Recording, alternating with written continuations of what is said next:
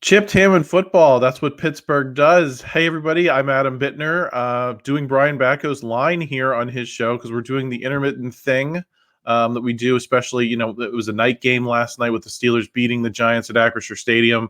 Sometimes it's hard to line up a guest quickly for the morning after a night game. So I'm here with Brian Batko talking about the game on his podcast with him as a guest.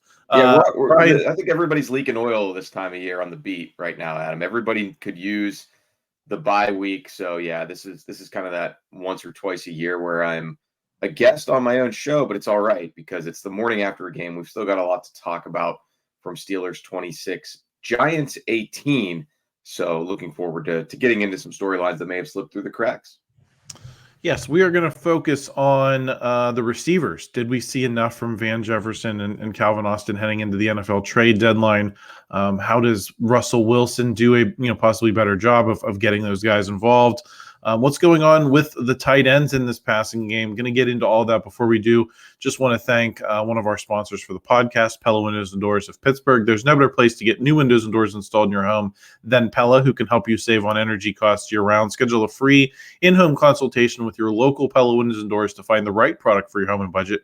Give them a call at 866-593-1560 to discuss your project further. That's 866-593-1560 to get started planning on your new windows and doors installation with Pella Windows and Doors of Pittsburgh. Brian, last night, usually after these games, we're talking about how few targets receivers not named George Pickens get. We're talking about how few catches they produce. Sometimes it's 1, 2, 3. It hasn't been much, but last night was very different. Van Jefferson targeted 5 times, catches 4 of them for 62 yards. Calvin Austin targeted 4 times, catches 3 for 54 yards, including a 29-yard touchdown. The wide receiver trade speculation has not abated. I feel like we've talked about half of the guys in the league at this point, from Brandon Ayuk at the beginning of the season to Devontae Adams to Cooper Kupp to Mike Williams, Darius Slayton, who they saw last night. Maybe we'll talk about him in a little bit. Adam Thielen. Maybe missing anybody? John Mechie. Yeah, I mean, at least half the teams at this point, I feel like we've tried to fire one of their wide receivers and hire him for the Steelers. So yeah, I mean, it's kind of the saga that continues, and at least we're a week away from the deadline now, and soon we'll finally have some clarity. Yeah, and I guess my question for you, Brian, is with what you saw from those guys last night. It's a small sample size for Omar Khan to consider going into the trade deadline. It's really just one game where I think you got reasonable wide receiver 2, wide receiver 3 contributions from those guys. But do you think that Omar Khan's going to look at that and say, we have enough in this room for Russell Wilson to work with? We're going to stand pat at the deadline, or do you think he's still going to be looking for opportunities in the next week and a half? Yeah, I mean, Adam, it was one game, but it looked like a real functional NFL offense on the field. It looked like a real functional NFL box score when you looked at the stat lines afterward. And obviously nobody popped off for big numbers. George Pickens' day, as has happened so often this season, was really more productive than the final stats would indicate because of the penalties, because of the touchdown catch was strange. Like, I kind of go back and forth on that, or the non-touchdown catch.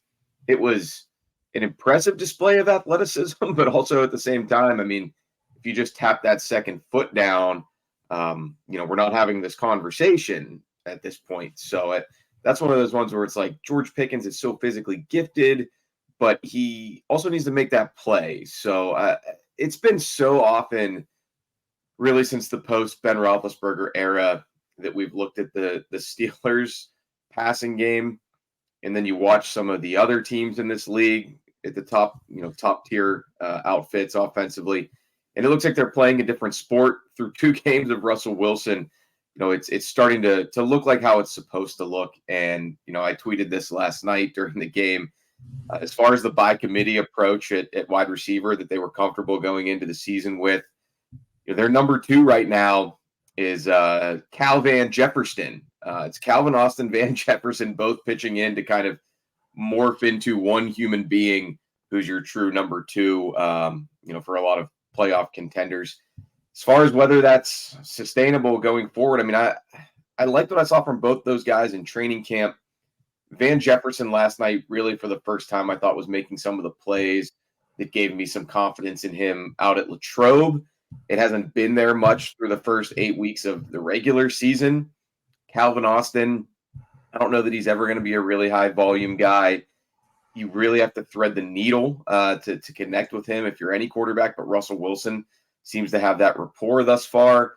Then you've got guys like Scotty Miller and now Brandon Johnson, who was promoted for the third and final time or elevated for the third and final time from the practice squad. Now the Steelers are either going to have to sign him to the 53 or just go in a different direction because you can't elevate a guy more than 3 times in a season. He's somebody who has decent size at 6'2". He played with Russell Wilson last year in Denver, caught 4 touchdowns from him as kind of a one-trick pony deep threat. Man, I can understand that this offense was always going to be more about funneling targets to George Pickens and Pat Freiermuth and then running the ball a lot, especially in December and January. But if I had to guess, as we sit here right now on October, 29th, at 6-2, I think I would, if I had to bet one way or the other, I think I would bet on Omar Khan acquiring another wide receiver, just because how long is this window going to be open? How are you going to keep pace with some of the better offenses in the AFC? Why not give it a shot? I don't think he's going to trade much. I think all that Cooper Kupp stuff from last week was always going to be too rich for his blood. But I think one of those guys we mentioned, a Mike Williams, a Darius Slayton, and Adam Thielen, one of those teams is going to be desperate enough to take a pittance in compensation. And I think the Steelers will be the team waiting there to try to buy relatively low from someone who's out of contention. Yeah, and I think if you're the Steelers, I wrote about this in my 4 questions post that went up on postgazette.com this morning. How much are you rooting for chalk this week? Because if the Giants take another loss, or the Panthers, I think, are already pretty well cooked, that really takes away a lot of their leverage if they're looking to move guys for some draft capital. I did want to ask specifically about Darius Slayton, just because we saw him in front of our own eyes last night. Has a 100-yard effort. I thought looked pretty solid across from Malik Neighbors. Seemed to thrive in that role of, the Steelers put a lot of focus on stopping Malik Neighbors, but that left space for Darius Slayton. He was able to get a step or two if the safeties were cheating to Neighbors' side. Ends up with 4 catches for 108 yards. Brian, going back to the summer, I know you were somewhat skeptical about their ability to acquire someone who's a meaningful upgrade on a Van Jefferson or a Calvin Austin. Do you look at someone like Darius Slayton and say, yes, he's maybe a better wide receiver too than what the Steelers have? Or do you look at it more as a situation of just having more, kind of options for Russell Wilson as he is? I think he targeted 9 guys yesterday. He had 8 guys catch passes. That was a theme in the win against the Jets as well. Is it just a matter of giving him more targets to work with and building, that wide receiver 2 in the aggregate, and maybe even a wide receiver 3 in the aggregate, and by spreading the ball? Moneyball approach. We'll rebuild Giambi in the aggregate. We'll rebuild Deontay Johnson in the aggregate. I mean, a little bit of a digression, but I'm curious to see where Deontay Johnson ends up. I mean, I simply don't think he's going to remain in Carolina. He had a weird injury situation this past week. Like, I guess he told reporters down there in Charlotte he was planning on playing. He was dealing with, I think they called it ribs, and they ultimately held him out of that game where they got pasted yet again. Who did they play this week? Oh, Denver. They got pasted in Denver. So that seems like hey, we're going to make sure you don't re-injure anything because we're shipping you out of town. So we know he can't come back to Pittsburgh because of NFL bylaws. I don't think they would have been itching to do that anyway. But, it changes the calculus because there's going to be another potentially receiver needy or wanting team who could end up with Deontay. As far as Darius Slayton, I mean, I don't see why the Giants would hold on to him. He is a guy that I probably would have said going into the year, yeah, he's in that Van Jefferson bucket for me to some degree, maybe a slight upgrade. But I did like what I saw from him last night. He's 27, last year of his deal, classic rental. type of guy, especially in the kind of new age NFL where there are so many more trades than there used to be. GMs being more aggressive. And along those lines, as you sort of hinted at there, Adam, I mean, I just think the way Russell Wilson's dealing right now and the way things are coming together for this team, Cam Hayward playing at a high level again, TJ Watt continuing to be the best defensive player in the NFL most weeks. You kind of owe it to yourself, don't you? You kind of owe it to yourself. You owe it to those veteran defensive guys. You owe it to Russell Wilson to leave no stone unturned. And even if it's somebody who doesn't really contribute much or isn't a huge upgrade over what you already had, when are you going to get another chance like this where the schedule breaks this right for you? The AFC North is there for the taking, especially since your third round pick, Roman Wilson, who I'm sure he was, not like they were counting on him to provide big production, but I'm sure he was part of the equation going into the season when they weighed who they should sign, who they should and shouldn't trade for, how much they should offer for guys who were being dangled. So, yeah, I mean, it's 2 weeks in a row now. A New York team has come to Pittsburgh and one of their, near 30 or at 30 wide receivers, a little bit behind down the depth chart, has sort of had an audition and a tryout at Acrisure Stadium. Mike Williams for the Jets, who caught just one pass in that game, but I mean, he looked plenty capable in the limited opportunities now that they've got Devontae Adams there with Garrett Wilson. And yeah, I mean, Slayton last night actually being the best receiver on the field for the Giants, even over the outstanding rookie Neighbors, who had a couple focus drops and mental lapses. So yeah, I mean, that's kind of the bargain hunting that I think Omar Khan will do. That's also been his MO really since he replaced Kevin Colbert. I mean, he's been willing to make some trades sitting in that chair, but none of them have been mortgaging the future type trades. A sixth conditional fourth for Justin Fields. You think back to previous deadlines, gave up basically nothing for William Jackson, who then gave the Steelers literally nothing once he got here because of his own health issues. I think it was Malik Reed on cut down day, didn't provide much. Maybe was that a Colbert trade? I can't remember, but either way, Omar Khan hasn't been willing to sacrifice much, but he's been pretty good about getting creative on pick swaps and in conditions. And yeah, I mean, I think he's somebody who has a reputation at this point for being a GM who can work with you and take somebody off your hands, not going to hurt his own team standing too much, but can make it worth your while to swing a deal. Yeah, and I think Slayton is interesting specifically because there were reports out there last week that he could be possibly had for a fifth or a sixth, which is right in the realm that you're talking about, Brian. Maybe he played his way a little higher yesterday, but that was the realm we were talking about. Yeah, and there were reports that the Steelers and Jets had engaged on talks about Mike Williams, and we're going to table those until after they played each other. I don't think that there's anything else that's percolated there. And Mike Williams, I think, put up a goose egg Sunday against the Patriots. But again, I mean, it's a weird situation right now with Aaron Rodgers and all the moving parts in that offense and that receiving core, particularly. He just turned 30 on October 4th, and another guy who, he'd purely be a rental.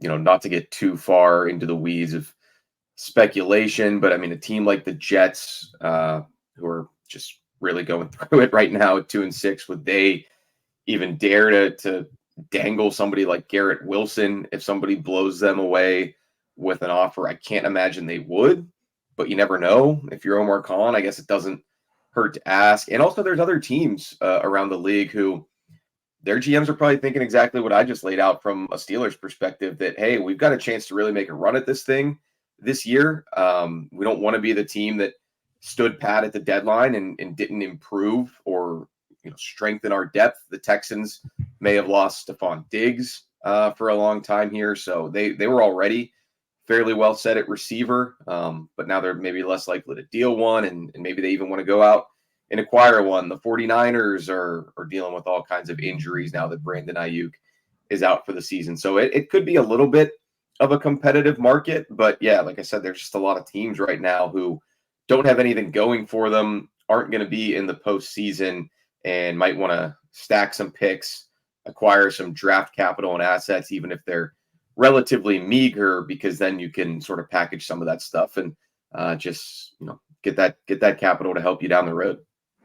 Yeah, I think it's interesting too, Brian, because as I wrote in my questions post as well today, you've got the AFC where there's really only 8 teams that are in it for 7 spots at the moment. I think you have 7 teams at 3 or fewer wins. The Bengals are still frisky. Like, I don't think the Bengals are a team that's going to punt on the season. I mean, you can't do that with Joe Burrow, with Jamar Chase still on his rookie deal, with T. Higgins on the franchise. I mean, you got to make a push still if you're the Bengals. But yeah, outside of that, and maybe Jameis Magic for the Browns, bringing them back from the dead, and the Jets clinging to whatever's going on there, Tua and the Dolphins, these are all situations with faint hope. But yeah, I mean, you look over in the NFC and there's a lot more teams that might have an outside shot and might just need a body or two to help them, a la the Bucs, who are going through it now without Chris Godwin, and Mike Evans also banged up at receiver. Yeah, I think it's just gonna be interesting to see how itchy these GMs and these playoff positioned AFC teams are going to be, because that may be all the rest of the season is in some ways. Brian is jockeying between each other for matchups and trying to secure the best seed possible. And if you're doing that, are you maybe a little bit more desperate because you want to stay out of a 2-7 game, something like that, like the Steelers found themselves in last season? So it's going to be interesting to watch that all play out. Brian, I want to ask you about how the how the tight ends fit into this conversation about the receivers. I had people screaming in our post-game show about Pat Freiermuth not being more involved yesterday. He had 2 targets, caught both of them for 19 yards. Darnell Washington had that 29-yard catch to kind of set up the one field goal drive, but that really was his only target of the game. So in some ways, the expanded wide receiver production came at the expense of the tight ends. How do you think they fit into this conversation moving forward, and Omar Khan's level of urgency, especially because I think you're getting a little bit more out of Darnell Washington than maybe some people expected going into the season, when I think some people had started to look at him as just kind of an extra offensive lineman. He's certainly playing above that. Not that he's going to be getting 8 to 10 targets a game or anything. I think they're there, and they're waiting for their opportunities and their marching orders from Arthur Smith and Russell Wilson. I mean, they're going to be a little bit matchup dependent, and it's going to come and go by the week. Not worried about a guy like Pat Freiermuth. I mean, he was in the locker room afterward happy that he, dug out Brian Burns on a good block. So he's not somebody, and it certainly helps once you've got the bag like he did this offseason. But it certainly helps when you've got a guy like that who's not worried about the targets coming his way. Even last year before he got paid, he always said the right things, even, when he had a goose egg game and a big win against the Bengals. I mean, he knows there's going to be weeks where teams devote more attention to him. He knows there's going to be weeks where teams devote more attention to the outside guys like George Pickens, and then he's going to be able to feast over the middle. I do still think there are maybe some lingering questions about Russell Wilson targeting the middle of the field, but it's been 2 games and probably is still getting more comfortable in Arthur Smith's offense, knocking off the rust, seeing the speed of the game after having not played a real one since late last season. I'm not worried about the tight end usage. When you have a team that wants to run the ball as much as the Steelers do, I mean, you get 28 combined efficient carries from Najee Harris and Jaylen Warren last night. I mean, there's only so many plays, snaps, targets, carries, touches to go around for all these guys. And you need to have George Pickens involved every single week, whether that's early, late, or throughout the game. Darnell Washington is flashing at times, which I think is kind of the best you could have realistically expected from him. He's never going to be a high volume type of pass catcher. He just doesn't have that sort of juice in the offensive realm, but he can do it from time to time. Absolutely. We've seen it, the run after catch, or last night, I mean, a bully route. I mean, that guy, Jason Pinnock, former Pitt safety, just completely fell off of him when they made contact. That was like running into a brick wall for Pinnock. So even Mike Cole Pruitt, I mean, he's not going to catch many passes this year. I feel pretty comfortable saying that, but he was a reliable target downfield, and Russell Wilson trusted him and went to him. Held your breath a little bit on him making that catch, but he did haul it in. I was just a little disappointed that Acrisure Stadium crowd did not chant "Prue" like they would for Pat Freiermuth. Brian, let's get you out of here on this. I want to know how Russell Wilson fits into this conversation and what he's able to do. Do you think he just naturally has his skill set works with a skill set of a guy like Calvin Austin on some of these moon balls and things like that, he's just naturally going to be able to get more out of Calvin Austin? And B, how does Russell Wilson's game impact this conversation about who, maybe Omar Khan's going to be looking at and some of those skill sets? Because you and I have not had a chance to talk about this, but I looked at the Devontae Adams and Cooper Kupp situation specifically and said on these podcasts numerous times that, those are high volume guys that I never really imagined being able to come in here and get the targets that they want to kind of get rolling in an offense that is built around George Pickens at the moment, or at least a passing game that's built around George Pickens. For those reasons, those guys never really seemed like realistic targets to me. And so now you have Russell Wilson in here. Are you really looking for high volume guys on this trade market, or is a guy who can just do what Darius Slayton did last night and go off for 4 big catches and that's really his evening? Is that just maybe a better fit with what Russell Wilson is trying to do? I think it's a better fit with everything the Steelers are trying to do. I mean, a complementary piece is really all that's needed, and ideally for them at a complimentary piece price. So you don't want to upset the apple cart with George Pickens and being the clear number one go-to guy. That was, to me, part of this discussion going all the way back to free agency and even the draft as far as, spending a first-round pick on a receiver. I know a lot of people out there keep saying in our chats and mailbags that a guy like Brian Thomas Jr., who went not long after Troy Fautanu to the Jaguars, would look great opposite 14 right now. And I don't dispute that, but you need to build a team at multiple positions, and you have to have role allocation, I think, a lot of times. And the Steelers have that fairly defined right now in their offense, and it's a good thing. The vibes are good. Everybody's I think feeling positive about what they're being asked to do and their contributions, and it is going to come and go. But I think you want players who all understand the mission and understand the identity and vision of what this offense is trying to be and is built to be. I don't know that, to go back to Deontay Johnson, I think that he always was bought into that. So I think that's, in addition to his bloated contract a little bit at the end, one of the reasons why they did ultimately move on from him. And, even go back to 2 years ago at the deadline, parting ways with Chase Claypool when that receiver room was getting a little too crowded for comfort. So I think the Steelers understand that and value that a lot. And what they're getting out of Russell Wilson through 2 games at quarterback as a distributor, a point guard, veteran quarterback type of guy, I'm not going to lie, it's been better than I expected. Will he be able to keep it up against some better teams, some better defenses, especially some better secondaries, I think, in the second half of the season? Because, the Giants did have a really good front that heated him up at times, and we saw the fumble at the end of that game. You hope that's not a sign of things to come for him, because I do think more teams are going to start to try to pressure him, make him move around a little bit more, and then it's going to be incumbent on this banged-up Steelers offensive line, struggling Steelers offensive line, when you look at a guy like Broderick Jones at right tackle, to do their job and keep Russell Wilson with those clean pockets well into the season. And then all the receivers, pass catchers can, do their part when it comes their way, and the running backs can still be the engine of this team. Just want to thank another sponsor here at the end of the show. It's Goldberg, Persky & White. If you were diagnosed with mesothelioma or lung cancer, call your local attorneys at Goldberg, Persky & White. For over 40 years, their firm has represented thousands of lung cancer and mesothelioma victims. Call 1-800-COMPLEX or visit gpwlaw.com for a free consultation. Ryan, thank you for joining me on your own show. I'm looking forward to what you got planned for the bye week. Yeah, I don't know. We are going to do a little family trip this weekend. Going to go to Columbus. Got a friend from high school who lives down there. It's not too far of a drive for the kids, and I'm told they've got a pretty good zoo.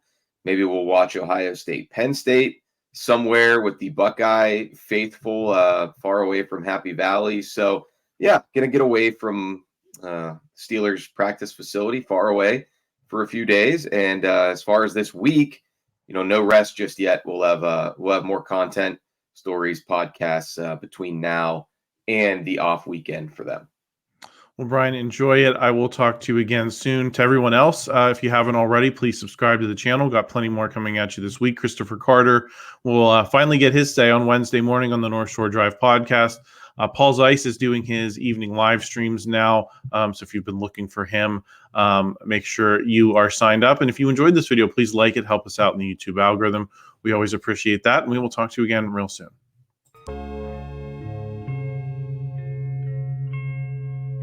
Thank you for checking out this content from Post-Gazette Sports. If you watch this video on YouTube, please like the video and subscribe to our channel. For all of the sports coverage the Post-Gazette has to offer, visit post-gazette.com.